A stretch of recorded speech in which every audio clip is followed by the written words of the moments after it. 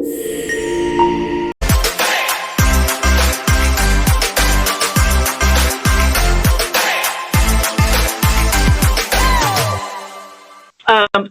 today we have an amazing guest. This is Sharon Irvin, my friend, that were talking earlier. We've known each other for 15 years. The first moment that we met, we became instantly sisters. Like we have just been, it's like you're not the sister that I have to call every day and say, hey, Sharon, what are you doing? You know what I mean? Like, but when I call them like, hey, what's going on? We're like, instantly we pick up where we left off. And what can I do for you, Shelly? What can I do for you, Sharon? I mean, like we've been cheerleaders out on the field going, go, go, go. I see you. Go, go, go. And so that is such a cherished relationship to the world. I mean, having friends like you. So with that, I'm going to have you just take it away and start with like when we first met and how you had emotionally lost your voice. Yes, that's a good start. Good start, because I didn't even realize I lost my voice. What happened is in life, I have always dimmed my light because I didn't want to ever feel like I was better than anyone, or I didn't want to stand out and put anyone else in, you know, I didn't want to feel like I was all that. And so I've that's too bad. I've done everything in the background, and I've never had to shine because I've always just had this natural joy. And so it was just, I never felt like I had to shine. And so in doing so, when I got married, I was glad that my husband was such a he just stands out. Has a big personality. I like that because now I really can be in the background. Now I can just let him shine. I can let him go before and do everything, and I got your back. And so when I did that, I found myself I had lost my voice because I got complacent, and I didn't realize it until I started becoming unhappy. Even though it was something I chose to do, I didn't realize the damage that it would create. And so in that damage that it created, I lost my identity because I had taken on my husband's identity. And in our business, we worked together since day one, when we got married, 2003. And so I was gone. And so in losing my identity and losing my voice, I didn't know how to get it back. And in doing so, it even affected my relationship with God. And when I was 10 years old, I gave my life to Christ, and I knew, I heard the voice of God, not that audible voice, but that inner voice that is so clear when you hear it, that it put bubbles in your gut, and it feels so good, and there's this excitement, but there's this fear. And so it even dampened my relationship with God, because I started questioning, what did that mean? What does this look like? And so it turned into something that I didn't know how to get out of. And even when I wanted to get out and just shine again, I couldn't shine. I didn't believe in myself anymore. So yeah, and so when you and I met, you had some really cool things going on in your business on the real estate side, and I wanted to join you, but I did not know how to be great anymore. And so in doing so, I ended up just not working with you because I didn't know how to. You were such a big person. Your personality so big, and your dreams are humongous. And so I didn't know how to live in that. I did in my 20s and my 30s, but I lost that. And now here I am, 56 years old, and I'm just starting to regain who I am. But in doing so, I had to surrender totally to God. That's where things changed for me. I surrendered to God. I repented, and I turned my life over to Him again and asked Him to show me who He wants me to be. And so now I'm relearning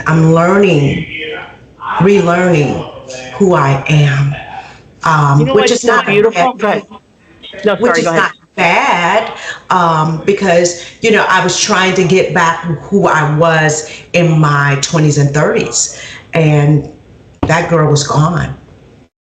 You know what's so cool, honestly? God doesn't want us to go back to our 20s and 30s. He's like, I feel like we have to go through the desert. Like there's this desert land. I mean, I'm professional desert liver. Like, oh my God, I'm in the desert. Like Sharon, I'm in the desert again. Like, you're like, what are you doing? I don't know, but I'm in the desert again. So it's like, but if we don't ever go through the desert, we never know the promised land. You know what I'm saying? You never know the promised land. You don't know like what you, yes. You know what I'm saying? And so I think when I met you, I felt like you were so full of sorrow. I just felt like sorrow was your best friend. You know what I'm saying? Yes. It was just sorrow. You had so much sorrow, and I was like, how do I pick her up? I'm going to pick her up and carry her. I would carry you out here in this dry land. And I remember you just looking at me like, no, I'm not. She's got it wrong. You know what I mean? Like, she can't see that in me. And I'm like, no, but you still are radiating. Even though you had sorrow, you still had you had this radiating beauty about you. You like you do now. You just radiate beauty and kindness, and you just radiate this thing. And it's just it's so beautiful. It's just like you have this such beauty about you. It's just so amazing. So I love that. Okay. So talk to us. Do we want to talk about the event that happened that pushed you like way out in front? Yeah, let's do that. Okay. It actually started with, and what's so interesting, this is behind the scene. When it first started, most people know about Mark, but not myself. It started with me. And because I live in silence, I didn't tell anyone that I was sick. And I had been sick since 2000. It started in 2014. And as the years progressed, it had my condition worsened. And it got to the point in 2021, whereas I couldn't get out of bed. I was in a deep depression. My body was in pain. I started losing my memory, which frightened me because my great grandmother had dementia, and I was her administrator and took care of all of her affairs and made sure that she had somewhere to live. She lived with 5 of us. She was an amazing woman. I mean, amazing. So that's probably, I got a lot of my characteristics from her. But it happened, several things. What happened when I just learned this in 2021. When I was 6 years old, I was exposed to mold, and not mold, I'm sorry, I was exposed to lead.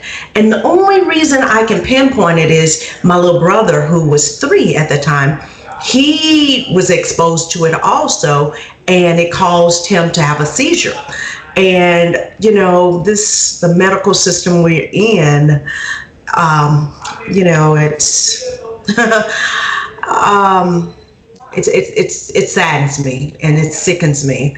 But instead of my brother getting treatment for lead poisoning, he was put on medication that dealt with behavior, because he was real angry at 3, very angry and very destructive, and that's what lead does. And being at a high level at that time, it was still in his bloodstream, and opposed to putting him on medication to deal with his behavior, he should have been put on what is called chelation therapy, which is a binder that pulls heavy metals out of the system.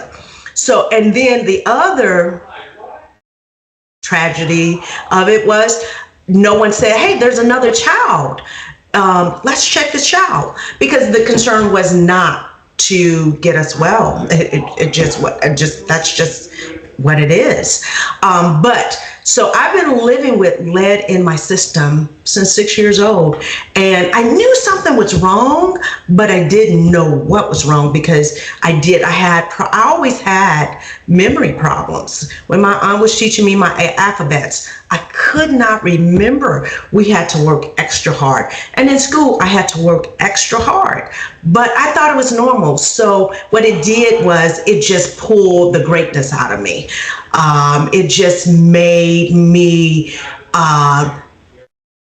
live on steroids, you know, in everything that I did. And so, because failing was not an option, that's just who I am. And so I did well in spite of it. And so here we go, coming forward, 2021, I was losing my memory. I thought I was experiencing dementia. So I kept focusing on the problem that I may have dementia. And then I stopped and I started praying, and I asked God, show me, please, Lord, don't allow me to have dementia. Don't take my memory. Please, Lord, show me on what the problem is and heal me. And Shelley, when I did that, I kid you not, I just started coming across information, because I'm a researcher. I love researching. I love health. And so I did it, you know, previous years researching, trying to figure out myself, and I just kept hitting walls. So then here it is, God just started putting all of this information. I came across information and then started lining things up and realizing, wow, this is my problem, I think. And then so I went to a doctor in Arizona, and she's a alternative medicine doctor, and she did tests that were not normal tests. And so she determined that I had been exposed. What triggered the lead problem was I was exposed to mold, and it was in my car, the air filter. And I kept taking this car back to the dealership saying, there's a problem, there's mold. And they just, you know, said, well, we'll change the filter. At some point, I ended up getting rid of it, not knowing the severity of mold. And so from that, it just triggered what was already going on in my body. And I ended up just being extremely sick. And then, because I was already sick, and then in 2022, October 2022, my father called me and told me he was diagnosed with pancreatic cancer. My father, I'm daddy's girl. I am daddy's girl. And I had a awesome dad. He was a good father. I loved him so much. And then the next day after, my husband fell out in the house. We don't know which one it was. Went to adjust the thermostat and fell and broke his neck and ended up being paralyzed. So, talking about superpower that we have within, my superpowers kicked in, Shelly, because at first I couldn't do anything for myself, but for the two men that I love, I went in gear and supported them and did everything that I could do to make sure that they were taken care of and advocated for them. And my father ended up passing away, but my husband, this is the beauty of God. Sometimes it looks like everything's bleak and hopeless, but God knew I would not have been able to take both of them being gone. That would have devastated me. But he got my attention. He got my attention, and he showed me who I am in him. So in all of caring for both of them, supporting them, I started seeing who I really am and seeing this superpower that I really have within me. And I always had it, but somehow I put it back on I put it on the shelf and was trying to just throw it away. And so here it is. I'm taking care of both of them, and I already had issues with myself, but it was like nothing was wrong with me, Shelly. I did everything. My memory was not an issue. I was not depressed. I had energy. I was on just super steroids. And so here it is now, my husband, he survived from the neck injury. He is paralyzed from chest down. And, the one thing about it, the doctor had told us that we had to had 15 minutes to make a decision on if we wanted him to have the surgery, because if he just moved his head the wrong way, moved the wrong way, he could die. And then I said, okay, so the surgery. He said, well, the surgery is extremely risky. He can die on the table too. And so all I knew was to just trust God and tell my husband, let him know, I need you. I need you. And my husband said he was wanting to give up until he heard me say, I need you. And I did. And so here we are today. My husband is going to physical therapy, getting extended therapy. And he's doing something that most people don't know to do. And I know it was nothing but just God that just gave this to me and told my husband, think in your head about moving your toes first. And my husband didn't believe me. And then I kept saying, did you do it? He kept saying, no, I did. I said, do it. And then he did it, tried it once, and his toes moved. His toes moved. And so I told him, just keep doing it. Don't stop. And I said, and then once your toes start moving your feet. Then you just keep moving it on up and letting it progress. And so my husband still didn't believe me. And I told him, I said, God told me that it is up to you. This is not my journey. This is your journey. You can be healed, but this is your journey. And so my husband wasn't believing me, so I asked God to show me, give me something to show him. And so he gave me these two videos, this movie of, I can't remember the name of, but this guy, he was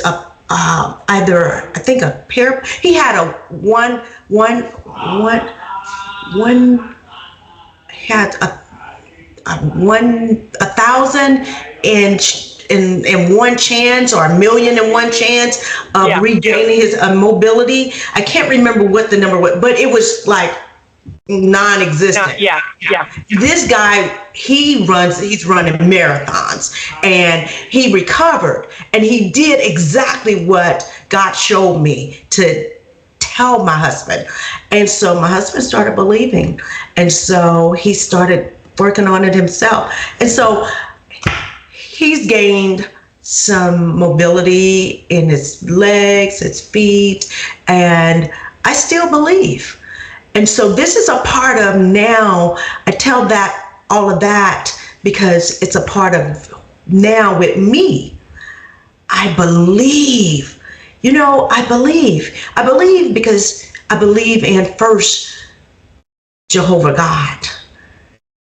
And I know all things are possible through him. And I know that I am a child of his child. So I know without a shadow of a doubt that he will make provisions for me. I know that he is my source. I know he's Jehovah Jireh. I know he is God. Jehovah Rapha is God my provider, God my healer. Yes. I don't know. I have a song that I sing that are all the names of Jesus, and I thought it was just Jesus, and now I'm like, wow, he has so many different names, so many different things that he is the Messiah. And yes. But what's amazing to me is, so we have this different connection. Like, I don't know, I'm like, I got to call Sharon. I might not have talked to you in like 2 months. I'm Sharon, what are you doing? I was just going to call you. We have this thing, you know what I mean? Like we have the Father that's he's like, oh, those are my girls. Hang on, let me get my girls on this scene. You know what I'm saying? Let me get the girls, because these girls, when these girls come together, oh yeah, it's my children. Yeah. And that's the whole thing. Like he delights in us. He delights. I mean, even when we're suffering, he's still like, oh, hang on just a second. This is what we're going to do now. You know what I'm saying? Yes. It's just amazing. I mean, it is so amazing. I don't even know. I mean, it's just so amazing. Well, I love your story. What I want to do is I'm going to put your link to your contact information on the podcast. And if anyone wants to reach out and say, hey, Sharon, tell me about chelation, or tell me about the things that you did to get you where you were, because you're a resource now for someone. Someone's going to say, God, I need to know about this. And they're going to be like, oh, well, who's Sharon? Maybe I'll reach out to her. Maybe I'll just reach out and say, wait, now, so your husband got paralyzed. Well, what did he do? Because somebody could be sitting in the hospital next to their husband and going, what do I do now? And then Sharon's going to pop up. Well, here's 3 steps you can do right now. First one is pray and ask. That's pray and praise. Keep praising him. Because that's what he is. He is praiseworthy. I mean, he is our Father. He is praiseworthy. And you just have such a valuable story, and so much wisdom and courage and all the attributes of being his daughter. Because when you're his daughter, we're not worried about our ego of like, well, I got to get back to here. No, God's like, just let me take you where I want to take you. Let me be on the potter's wheel. Because that's what we do. He puts us on the potter's wheel, and he's like, and then I see us like we're on the potter's wheel, and then all of a sudden we pop out over here. He's like, oh, I'm not done. Yes. And we're back on the wheel. Yes. Yeah. That's what I've been being refined. And Shelly, it's so funny when you asked me, and I said I definitely wanted to share, and then I've been thinking, I'm like, wow, God is not even finished yet. Oh no! Oh my God! He showed me this morning. He's giving me understanding of my calling. And so I was reading from First John this morning, and somehow, it evolved down to him showing me, and it's just beginning because I didn't get too far, but he's showing me what it looks like, because I started on this journey years ago, but I put it on the shelf also. I'm a little bold. I keep putting things on the shelf that God give me. That's foolish and super bold. It's like, you better go get that back off the shelf. I got some things for you to do. And he didn't excuse me from it. So all of the stuff that I've gone through, I've had to go through it. in order to get where I'm going. And it has made me brave. It has given me confidence in him. And because I have confidence in him, I have confidence in myself. And because I know who he is, I know who I am, and I know whose I am. Yes. And so now I can start walking the journey. Yeah. Well, I was listening to Joel Osteen the other day, and he was talking about his daughter, and he said, we keep going back to God. Hey, God, remember I asked you yesterday for a new car or whatever, He's like, just ask me once, I got it. And he said, being a father, he said, my daughter, if she came to me every day and said, but Daddy, you told me, he goes, it would just get old. So he said, what Alexandria did is she would say, Daddy up. And so I'm like, oh, Daddy up. He goes, Daddy up is when you want me. She wanted me to pick her up. So now she's like, Daddy up. And she gets up there with Daddy. And she said, not me, Daddy, but the Daddy. And so I started saying, Daddy up. Daddy up. I need Daddy. I need to be picked up, Lord. I need you to pick me up. And oh, my gosh, it's so.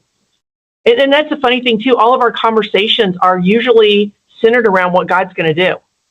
Yes. You know what I mean? Yes. We don't get on the phone. Let me tell you about this problem or this problem or this problem. You're like, okay, hang on, Shelley. This is, and I'm like, okay, yeah, okay, I got that. Okay, so and what else do you see? And I mean, it's just been such a beautiful relationship that I know that I could call you at 2:00 in the morning and say, Sharon, listen, if I called you, it would be something really bad. But it's just like having those circles of friends and valued brothers and sisters in Christ really is what it is, because I love Mark Irwin too. I mean, oh my God, I love you guys. I don't even know. It's probably, I don't even know. I think that we got DNA. Ditto. Your love the same way. I have, since the first time I sat in your office and I met you, there was this connection. And you just have such a beautiful heart. And I can sense it. I sensed it the first time I met you. Yeah, I just want. And now that I know all of your story, I know your story. It takes someone with a beautiful heart to come out of it and go through it and come out of those things and still be loving and caring and just still wear this armor of beauty. Well, I think my mission is to go back and get the people that are there. Mm-hmm. Like, I think there's like a branch of the military, we never leave anyone. I'm like, I'm gonna go back and get you. I mean, no, don't stay there. I'll go get you. It's okay. It doesn't matter where you came from. It matters where you're going. And so I'm always got to like, come on. It's just this thing. I just love God so much for him trusting us and saying, hang on. Like when I agree to speak, he wakes me up at 2:00 in the morning. The moment I agree, he starts downloading on me. And I'm just like, I've become familiar with it now because there's nothing for me to write. He takes over. I'm just his vessel. And so I woke up this morning like at 4 and I was telling my husband, I'm like, okay, this is what I've got. And he goes, where did that come from? I go, my father. I said, there's somebody in that room that needs to hear this. And so that somebody he knows is going to be there. So I'm going to go ahead and be obedient. And whatever he says, I say, I'm going to stand there, because I'm going to get it wrong. If I say it from me, it's whatever he says, I say, because I'm going to get it wrong. I'm sure I'm going to get it wrong. Oh my God, I'll get it wrong. But oh my gosh. Okay. Well, I love you. Let's get to lunch or something soon. And one more thing. When I was just being so hard on myself and not believing in myself, and I lost my way, you and Ethel, and I've known you both for a long time. Both of you, just God put you both back into my life. And once I had told you, I was like, Shelley, you're supposed to be, God has assigned you to me. You said, oh, girl, I know. and I knew at that time because I can just feel that spirit that you brought. And then you would correct me. No, you would correct my words. And because my words were just always downing myself or something that was not empowering. And Ethel would do this, she did the same thing. And I'm grateful that God put both of you back in my life. I love you both dearly. I wonder how you met, and where did you meet Ethel? Through me? I think so. Through the... Were you at the Courage Coalition, the first event that we had? Mm-hmm. Oh, yeah. Oh, was that a gathering of soldiers? Like, I look back now, like, what did I do? That was amazing. Oh, my God. Like, what did I just do? It was amazing. Yeah. So it's something that, hey, you gotta, this is what you're doing here is phenomenal. And that I guess annually or biannually or something, we got to all get together and do that again. That was amazing. I cried the whole time. There were so many miracles in that room. And I was just like, I was still like, what did you want me to do, God? Like, what? Like, I'm supposed to, what did you say? And I mean, the stories were just, I mean, it was so amazing. God's like, I'm going to, for you to get courage, you're going to have to gather around women that have courage. Yes. And so that's what I did. And you guys picked me up and dusted me off and threw me back out and go change the industry. Go do it. I'm like, okay. Yeah. Yes, so, it was amazing. Well, thank you again. I appreciate you. So much. Yes. And I love you dearly. And we got to get face to face. Yes. And I look forward to it. Okay. And I'll put your contact in there. So, and then I'll send you the link. You can watch the whole unedited version. Okay. All right. See you. Take care. Thank you. Bye now. Bye-bye.